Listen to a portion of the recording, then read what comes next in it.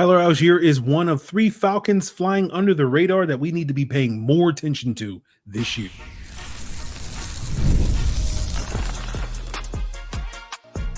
You are Locked On Falcons, your daily Atlanta Falcons podcast. Part of the Locked On Podcast Network, your team every day. Welcome back, everyone, to another illustrious episode of the Locked On Falcons podcast, your daily Atlanta Falcons podcast, part of Locked On Sports Atlanta, your team every day. And today's episode is brought to you by Game Time. Download the Game Time app, create an account, and use code LOCKEDONNFL, and you'll get $20 off your first purchase. Terms apply. So if you don't know me, I'm your very humble host, Aaron Freeman. Been covering the Falcons for a lifetime, formerly at FalcFans.com, RIP. Still going strong on this illustrious podcast. You also may know me as Mr. Drew, a.k.a. Sirius Black, a.k.a. the Jolly Green Giant, a.k.a. the Iron that Sharpens the Iron, a.k.a. Mr. a.k.a. And of course, guys, I appreciate each and every one of you that is an everydayer.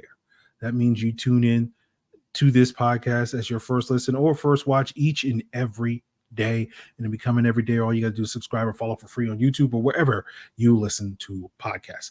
So today's episode, we're going to talk about some under the radar players that maybe deserve a little bit more attention.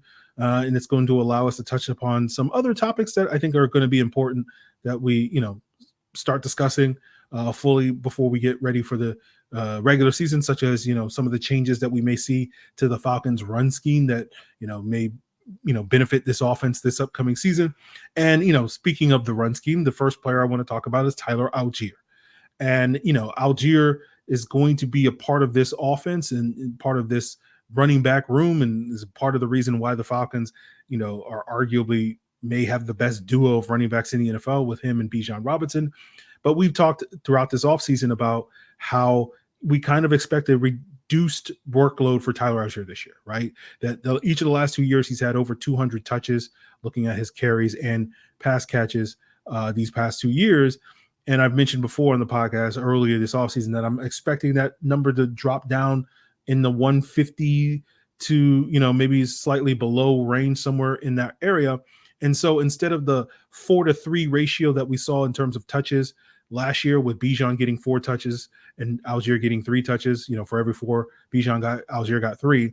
I think we're more likely to see that 2-to-1 ratio. So it's probably going to be closer to 300 touches for Bijan this year, 150 touches for Tyler Allgeier. And that's more in line with some of the high-end RB2s that we've seen in recent years. That's what Tajay Spears got last year in Tennessee behind Derrick Henry. That's what Kareem Hunt for many years, when him and Nick Chubb were the best duo of running backs in the NFL for several years in Cleveland. That's what Kareem Hunt was getting a significant workload, around 150 touches a year, with a larger percentage of those being, pass catches, just because Chubb often was get subbed out on third downs. But that's kind of what we're envisioning for Tyler Allgeier. And it's fair to envision that for Tyler Allgeier, just because I think most people would consider him one of the best RB2s in the NFL. I'm sure many people would argue he is the best RB2 in the NFL, thanks in part to that 1,000-yard season he had as a rookie in 2022. Now, personally, I would probably argue whoever you consider to be the RB2 in either Detroit or Washington, whether that's David Montgomery or Jahmyr Gibbs, or Brian Robinson and Austin Eckler in DC, those guys would probably be the top RB2 for me in my personal rankings. But, number 3 ain't bad for Tyler Allgeier. And he's certainly probably in the top 5, top 7 at worst. So he's clearly probably one of the best 35 to 40 running backs in the NFL. And that's a great spot for Tyler Allgeier to be. That's kind of what I thought he would be coming into the NFL. We saw him really finish strong that rookie season, where he far exceeded what my expectations were of him coming into the NFL. But outside of that sort of 9-game stretch in the back half of 2022, he's been a very productive RB2, but more in line with that RB2 production than necessarily that RB1 production that we saw in the back half of that rookie season. But, I think one of the interesting things that we're going to see with Tyler Allgeier in this run game is we might see more variation or variance in the run game under Zac Robinson than we got with Arthur Smith, right? The Falcons were a very heavy outside zone scheme under Arthur Smith. I think the staple of the ground game will still continue to be that outside zone scheme under Zac Robinson, but I think there's going to be more variance, because Arthur Smith's offense was basically like, we're just running nothing but outside zone and really not a whole lot else. And I think with Zac Robinson, you'll still see a large percentage of his outside zone, but they will run a lot of other things. Now, I know a lot of people have talked about the Rams being basically the opposite of the Falcons when it came to using duo, which is sort of a gap interior run type of play last year. And we're, very much spamming that type of play, like the Falcons were spamming the outside zone. And I've seen some people speculating like the Falcons going to switch to that sort of blocking scheme, and I don't think that's the case. Now, I think we'll see more of that type of blocking scheme, but I don't think the Falcons really have the horses and the personnel to really go as hard as the Rams did, given the size that the Rams have on their interior offensive line versus with the Falcons, where size is kind of a deficiency for the Falcons' interior offensive line, and you want more of that road grading type of guys if you want to be more of that duo scheme. But, it's the same thing we've talked a number of times about, good coaching is putting your guys in a position to succeed and asking guys to play in a scheme, sort of opposite to what their skill set is, to me doesn't make a ton of sense, and it is not good coaching. But again, we'll probably see more of that type of run in the run game. And I think that type of run, more of the interior duo runs, inside zone stuff, more gap stuff than we've seen over the last couple of years, I think could benefit Tyler Allgeier. Because if you guys recall, when we drafted him back in 2022, I stated on this podcast that I thought his scheme fit was a better fit in a sort of gap inside running team than the outside zone scheme that the Falcons had, just because I thought his vision and his lack of maybe necessarily the ideal lateral agility that you want in an outside zone scheme. And we talked about this a ton with, in recent weeks with, some of these Falcons historian player shootouts that we've done, talking about work done, Devontae Freeman, Bijan fits into that mold of these sort of slashing running backs that are ideally suited to me in the outside zone scheme. And that's not really Tyler Allgeier's game. He's more of that downhill Michael Turner-esque running back, and the Falcons ran a very downhill gap scheme in the height of Michael Turner's heyday in Atlanta. And that's more the style of running back that I've always seen Tyler Allgeier, even though 2 years in Atlanta and as well as at BYU, he spent the bulk of his career playing an outside zone scheme. But all of that is to sit here and say that I do think he could be, a really good fit as that sort of duo runner, that guy that can sort of smash the ball in there in between the tackles. And so I think, any sort of variance, any sort of shifting of the run scheme, I think could theoretically benefit Tyler Allgeier more than, Bijan can fit in any type of run scheme that you want to run. But like Allgeier specifically for this type of running scheme, being more of that sort of, in between the tackles run scheme than we have been the last 2 years, I think he could benefit for that more. And, it goes back to what we've talked about all off season long, which is, the run game is still going to matter. We've had quotes from guys like Drake London talking about the ball going to be in the air a lot more. And I think that's led to the perception that we're going to be this pass heavy offense. I don't think that's the case. We will certainly pass the ball more than we had under Arthur Smith, right? You look at, neutral pass frequency, which is a stat over at runningbacksdon'tmatter.com, which, we don't love the mission statement of that website, but certainly they have a lot of great data on that stuff. And, they sort of have a metric of neutral pass frequency, looking at first and second down, excluding the ends of halves, excluding games or moment situations where you're really behind or really ahead on the scoreboard. And you look at the last 3 years under Arthur Smith, in those neutral pass frequency situations, the Falcons ranked 30th in the NFL. So basically very much run heavy compared to the rest of the league, right? The higher you are, the more you tend to throw the football in those rankings. And you compare that to the Rams, over the last 3 years, they were 9th in neutral pass frequency. You look at the entirety of the Sean McVay era since 2017, 4th in neutral pass frequency. You look at the Vikings, right? The last 2 years under Kevin O'Connell were 7th in that regard. So clearly much more pass heavy offenses. And I think that's going to be one of the things that Zac Robinson does bring here to Atlanta, and sort of explains sort of the comment from Drake London is the ball is going to be in there. You're going to see a lot more passing on early downs, where the Falcons are going to be a little more aggressive, especially using some of that play action passing in order to try to generate some of those explosive plays on those early downs, rather than just relying on the running game to sort of keep the offense on schedule and trying to be more aggressive, trying to get some of those chunk yardage and explosive plays through the air on early downs. But it still revolves around the run game being a core component. We, of course, know that a lot of data tells you that you don't have to necessarily establish the run in order to set up the play action passing game. But certainly if you do have an effective running game, in addition to having an effective play action passing game, that's sort of a two-edged sword as opposed to a single edge, when you can just kind of throw the ball without establishing the run off of play action and whatnot. But I think all that to say is, like, the running game is still going to matter. Tyler Allgeier is going to still be an important component of that run game, could benefit from a scheme shift, even if he's not necessarily the guy that's going to be the engine, sort of driving the offense like he has been in the past. Just like the run game may not necessarily be as, instead of being a V8, we're going to be a V4 or whatever. But although we were V4 trying to be a V8 last year, that was part of the problem with last season is our run game was only a V4 as opposed to being the V8 that we were hoping it would wind up being. But we got more to talk about with the run game, talking a little bit more about the variance in the offense. And it's not just going to impact the running backs. It's going to potentially impact some of the wide receivers because they may be more involved in a run scheme than we have seen in recent years under Arthur Smith. And that leads us to another guy that's flying under the radar. That is Ray-Ray McCloud, who not only could benefit in the run game, but also could be a factor in the pass game because he could quietly emerge as the team's number 3 wide receiver by the end of training camp. And we'll break that down, guys, as we continue today's Locked On Falcons. Guys, I want to tell you that today's episode of Locked On Falcons is sponsored by BetterHelp, and comparison is often the thief of joy, and it's easy to look around, especially in today's social media saturated age, and be envious of other people's lives, and it looks like they have it all together, but in reality, they probably don't, and therapy can help you focus on what you want as opposed to what others have so that you can start living your best life. Therapy has benefited me, helping teach me positive coping skills like you can only control what you can control. And I use those positive coping skills each and every Sunday when I'm watching the Atlanta Falcons. I can't control if they win or lose a football game, but I can certainly control whether or not you guys get that premium content here on this illustrious podcast. But if you're thinking of starting therapy to help you deal with whatever you're dealing with, I think you should give BetterHelp a try. It's designed to be convenient, flexible, suited to your schedule. And just all you got to do is fill out a brief questionnaire to get matched with a licensed therapist, and you can switch therapists at any time for no additional charge, which makes using BetterHelp easier than traditional offline therapy where you're going to have to, pay fees and shop yourself around and all that stuff. It makes it easy for BetterHelp. So stop comparing, start focusing with BetterHelp by visiting betterhelp.com/lockedon, and you'll get 10% off your first month. It's BetterHelp, HELP.com/lockedon.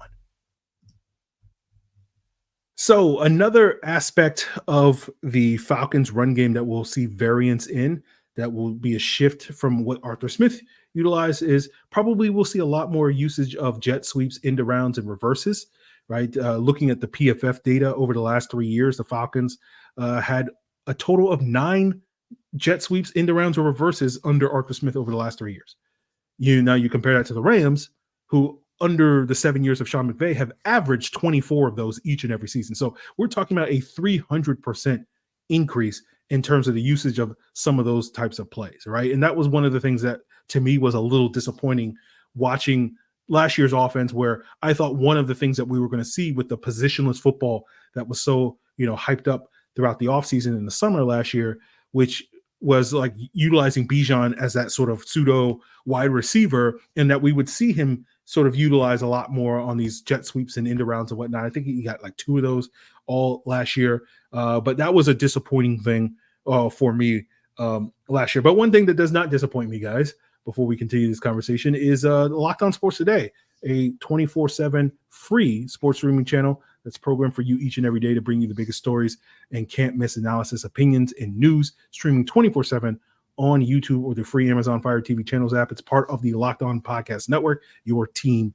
every day. But, with the increased usage of, these jet sweeps and end arounds and all these various things, I think we're going to see, this be integrated with the wide receivers. And I think when you look at the type of wide receiver 3 that we have here in Atlanta between Rondale Moore and Ray-Ray McCloud, the 2 guys that are most likely to compete for that open slot wide receiver spot, that's kind of the perfect usage for these guys because they're kind of gadgety type of players. Now, all off season long, we've been kind of penciling in Rondale Moore as the front runner for that spot. I still think he's probably the front runner to win that competition, but I think there's going to be a legit competition between him and Ray-Ray McCloud going into training camp.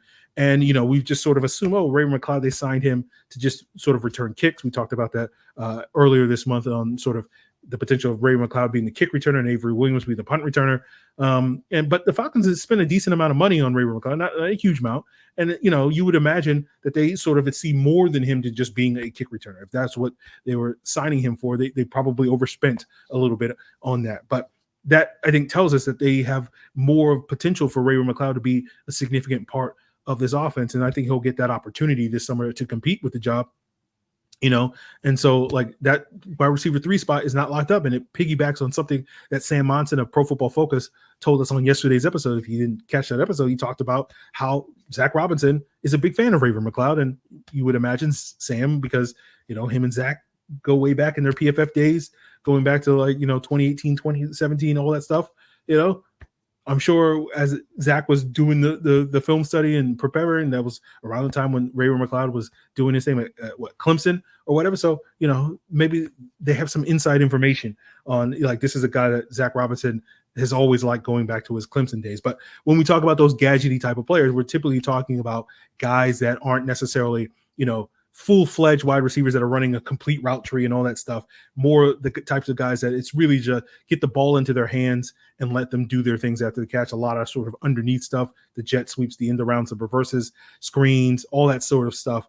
And I think Ray-Ray McCloud certainly has that skill set, just like Rondale Moore does, just like Cordero Patterson. That was his skill set as well for the position. And so I'm curious to see what Zac Robinson can do with these guys, because we talk about the speed added to the Falcons wide receiver core. And part of the reason why, I don't view the Falcons wide receiver group as nearly as strong as maybe other people do when they talk about the revamp in terms of the personnel, because I don't know if this group of guys is bringing, there's, collective, there's a higher percentage of fast guys in the room than there was previously. But in terms of the speed that Ray-Ray McCloud and Rondale Moore and Darnell Mooney are bringing to the table, I don't know if it's different speed than what we had last year with Van Jefferson and Scotty Miller. And the difference between, I think, Van Jefferson and Scotty Miller in this current group of guys is that those guys, the last year's guys, were much more known for being able to stretch defenses vertically, being more effective as downfield targets. We talked before about Darnell Mooney. That's not been something that he's been particularly productive at. Rondale Moore has been decently productive on the rare occasions. He's catching about a 39% catch rate in terms of deep passes over the course of his 3-year career. But the percentage of his targets that are actually deep passes is a very low number, similar to that of what Mohamed Sanu or Justin Hardy's, percentage of deep passes. And no one would have described either one of those guys as deep threats. But the interesting thing about Ray-Ray McCloud is he's never caught a deep ball in his entire NFL career. In the 5-6 seasons he's played in the NFL, he's 0 for 11 in terms of catching deep targets. And you guys may recall that bad drop he had against the Falcons when he was with the 49ers back in 2022 that could have potentially helped tie up that game, which the Falcons were able to hold on and ultimately, but Jimmy Garoppolo dropped one in a bucket and Ray dropped it. And so that's why, I sit here and I talk about this wide receiver core is yeah, they have speed, but it's not the type of vertical speed that I think a lot of people assume. People just see guys that run 4.3s and 4.4s and think, oh, this is a deep threat. Similar to people said the same thing about Olamide Zaccheaus, and that wasn't really the name of his game either. What these guys are really bringing to the table, I think, is more not vertical stretchability, but horizontal stretchability. And that goes back to a conversation we've had about Zac Robinson and some of the things that he can incorporate in offense, more use of motion and whatnot to create some mismatches on the outside. We've seen sort of 4 offenses really maximize the use of motion last year. It was kind of the standard was kind of set by Mike McDaniel with Tyreek Hill and Jalen Waddle in Miami, and that's kind of the core sort of identifying aspect of that offense, using all that speed in motion. But the Chiefs did it a lot, the Rams did it a lot, and the 49ers did it a lot. Those were kind of the top 4 teams in terms of utilizing motion.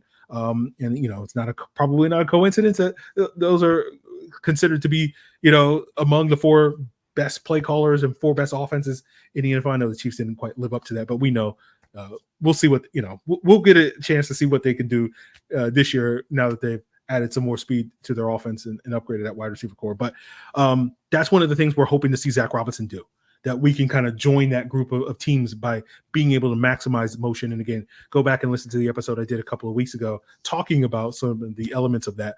But when we talk about the spacing of this offense, right, that was a big knock on Arthur Smith's offense, the lack of spacing, having too many guys in the same area of whatnot.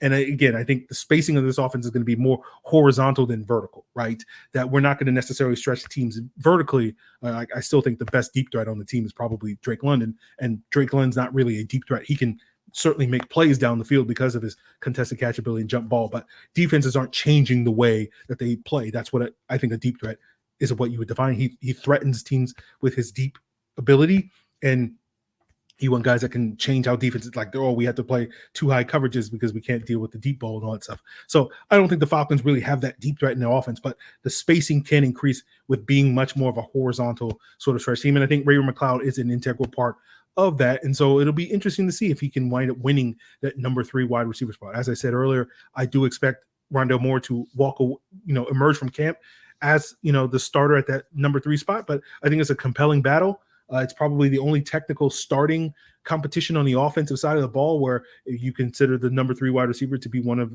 probably the 11 or 12 starters, depending on how you count, on offense. And so that's probably the only one that's, up for grabs entering training camp when I sit here and think about it, unless you want to consider the tight end 2 spot between Charlie Warner and Ross Dwelly. And the Falcons have 12 million reasons why Charlie Warner is supposed to win that competition.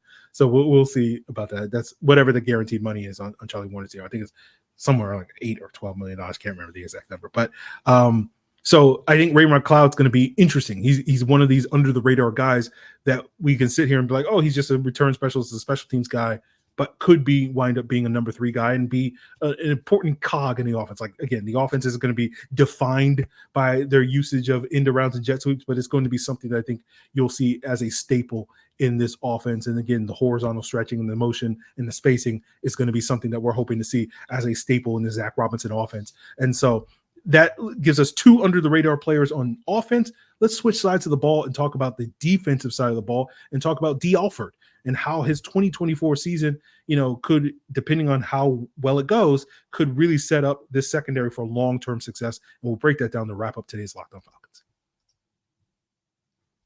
So, guys, it is time to get back in the ballpark, and Game Time is making it easy to do so. I know baseball is currently on an all-star break, but Game Time, being an authorized ticket marketplace for Major League Baseball, means that when they come back from the break, you can get into the stadium by shopping their flash deals, which are exclusive in-app deals on select seats ahead of the game. We love the views from your seat. You get that panoramic view from your seat before you buy, so that you know exactly what to expect, and you can line up the perfect spot to catch that fly ball or foul ball should it come your way in the ballpark. And of course, we love that Game Time allows you the feature of toggling whether or not you're going to be hit with those hidden fees at checkout. That's kind of the worst thing of buying a lot of things, which is like, oh, I'm getting a steal on this, and then you find out whether it's shipping and handling or something else, there's so many hidden fees at the end that it's like, oh, this is no longer a bargain. You don't have to worry about that with Game Time. Whether you're into baseball, other sports, comedy, music, or theater, whatever event is near you, Game Time is taking the guesswork out of buying tickets. All you got to do is download the Game Time app, create an account, and use code LOCKEDONNFL, and you'll save $20 off your first purchase. Terms apply. Again, create an account and redeem code LOCKEDONNFL, LOCKEDONNFL, for $20 off. Download Game Time today. Last-minute tickets, lowest price guaranteed. So I believe our next couple of episodes will be more Falcons Historian Shootouts. I don't know which order they'll be, but it will be about Roddy White, and then we'll feature myself going up against Matt Chernoff. We'll have one for Algie Crumpler, which will feature Daniel Flick versus Will McFadden. So continue to make Locked On Falcons your first listen so that you do not miss those episodes as we chip away to see who is the trivia champion in the Falcons Historian Player Shootout as we roll through the rest of the summer. So let's talk about Dee Alford, right? And Dee Alford's kind of flying under the radar because most of the attention when it comes to the Falcons cornerback position is about who's going to be the CB2. Who's going to be that other outside corner? Is it going to be Mike Hughes? Is it going to be Clark Phillips? Is it going to be Kevin King? Is it going to be Antonio Hamilton or whatever?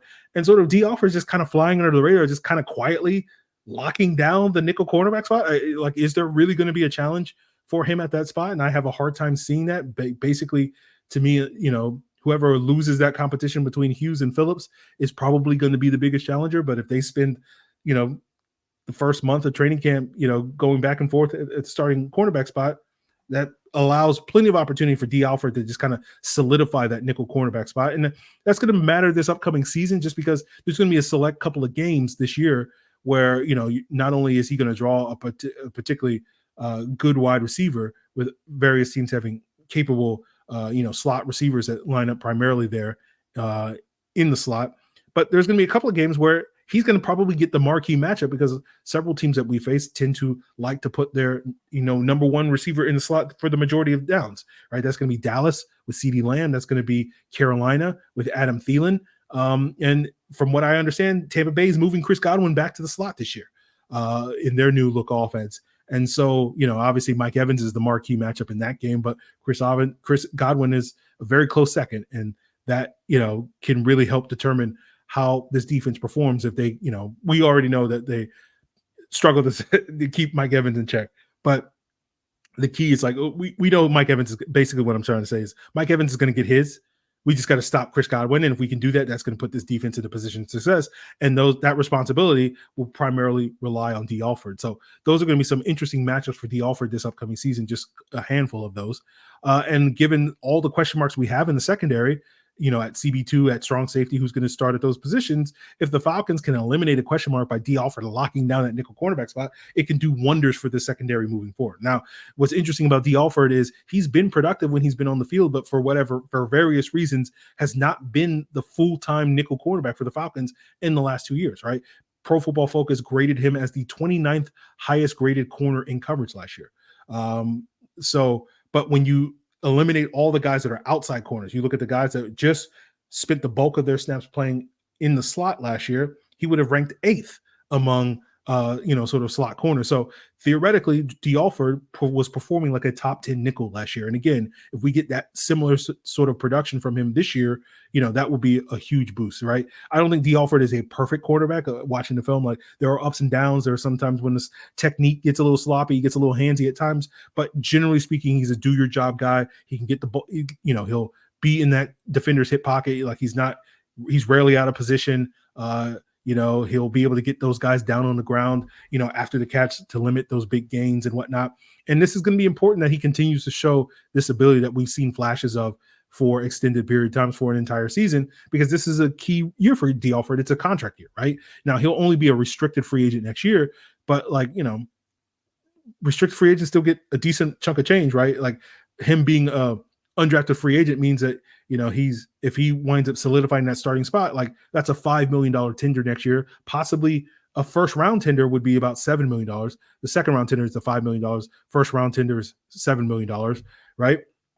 And then you look at, the type of money that some of these high-end nickel cornerbacks have gotten on these second contracts. You have a guy like Kenny Moore, who's making $10 million a year. You have a guy like Mike Hilton, who's making $6 million a year. So that $6 to $10 million a year range is kind of that sweet spot for Dee Alford, should he continue to play at a high level and earn a long-term contract extension at some point in the next year or two. And that's going to be important. It's a make or break year for Dee Alford, right? This is the year where he has a golden opportunity to show, hey, I belong in this league. I can play at a high level in this league, right? We've seen the flashes. We just haven't seen it for an entire season because we've had him splitting reps with Isaiah Oliver in 2022. We had him splitting reps last year with Mike Hughes in 2023. And that's one of the things that the Falcons have lacked at that nickel cornerback spot. It's kind of been a revolving door for the last 15, 20 years. And the last time we had a guy locked down that position, or really the only time we've had a guy locked down that position for more than 2 years in a row, was Brian Poole from 2016 to 2018.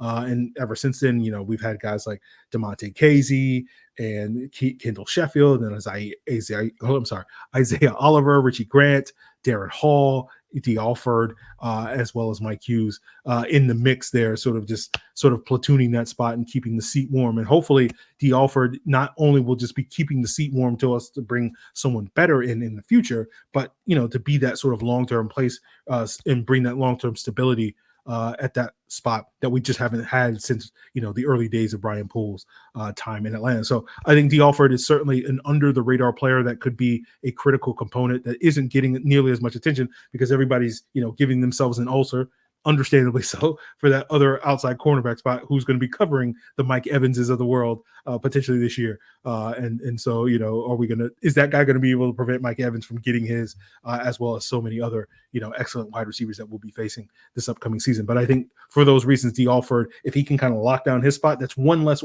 area to worry about, right? It's like, okay, well, we can, again, I'm not going to say we can scheme around it, but it's like the idea, we'll give that corner safety help, but we can trust Dee Alford and AJ Terrell to kind of be on islands, and that will allow, Jesse Bates kind of freelance and do his thing and whatever.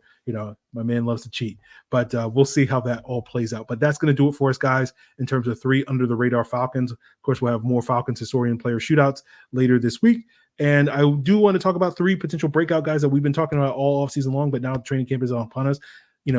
Put that final nail in the coffin, talking about how these three guys need to make big jumps in order for the Falcons to reach their full potential on either side of the ball. And those are guys like Troy Anderson, Matt Bergeron, and Arnold Ebiketie. So that may also be in store later this week as well. So I hope you continue to make Locked On Falcons your first listen. All you got to do is subscribe or follow for free on YouTube or wherever you listen to podcasts. And if you're checking out what you want for your second listen, go ahead, check out Locked On Braves and see what's in store for those guys after they get back from the All-Star break, as well as so many other shows here on the Locked On Podcast Network and the Locked On Sports Atlanta podcast family. It's all part of Locked On Podcast Network, your team every day.